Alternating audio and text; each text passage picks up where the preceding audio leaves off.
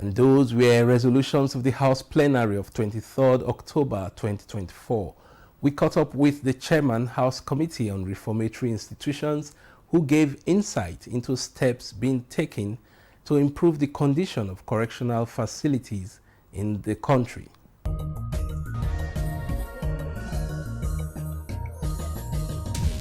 Since we inaugurated, we have been trying our best to do oversight.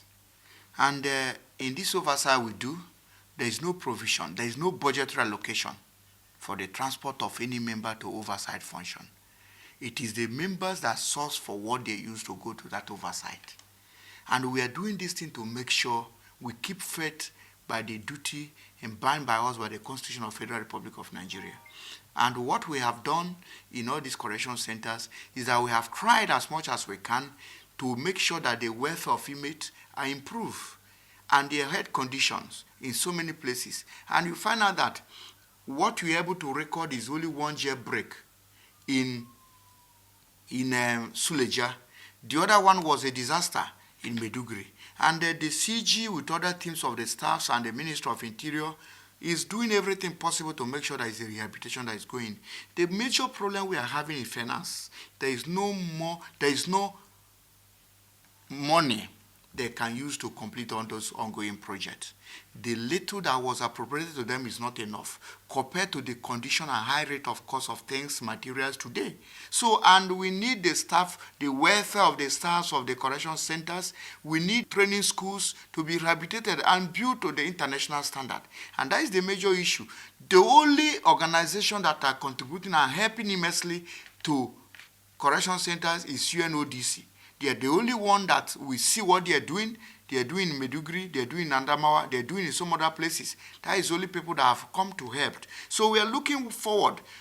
Other private participation like Dangote, Boa, and so many, OT Dollar, and whosoever should come to participate in making sure we really have the reformatory institution fixed in this country. Because these people we are talking of are human beings, and they are threat to Nigerian security if they are not really taken care of or reformed as we think of. Because if they are properly reformed and reintegrated to society, things will change. They will not go back to the crime. We are pleading for Mr. President Bola Ahmed Tinubu to approve intervention to the correction centers. Intervention to the correction centers will help a long way. And the implementation to rehabilitate all the training schools. Most of the training schools where the staffs and other things are being trained are liquidated. For so many years now, they have not employed. A place where you have almost about 2,000 or 4,000 inmates, you only have 50 people to mine. How do they do it? So there is no money. So we're asking Mr. President to approve for urgent recruitment of people to engage into correction service. And equally, the motion is all about increasing the capital budget. So many of all these 3,000 capacities of correction centers are abandoned. It's not yet completed in each of 6 geopolitical zones. There should be a provision for the money for those things to be completed so that most of these correction centers will be decongested. And the other way in which the reformatory can really attract revenue for this country, there are so many of those people if we shrink the entrepreneur into those areas by making sure they engage into education, practical education, fiscal education, entrepreneur. It will really help. And those things will come out to the market. It will be source of revenue. Like you see some of them that are doing bead, some of them are into tailoring, some of them are into so many things, carpentry. If now that we introduce a skill acquisition of tailoring in correction centers, there is no need to have most of this uniform of the correction centers that will be sold outside because we have people that are competent.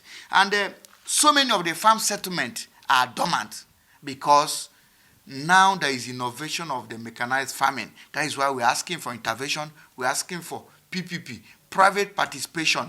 Those people that feel that they can come over to take over those farms so that a lot of things, if those farms are really working, the way it was planned is that they can generate their food they are eating from there. But because of certain things, they cannot do such. We need mechanizing instrument to make sure those farm settlements are ongoing. And most of those farm settlements, rice mill can establish there, mined by the inmate, controlled by the inmate, and it will still have something to yield to the economy of this country.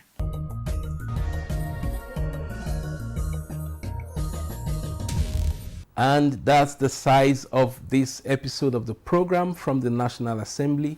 We thank you for your time. Do join us again next week for another episode of the program. I am Itaire Ikben. Stay patriotic and committed to nation building. Bye for now.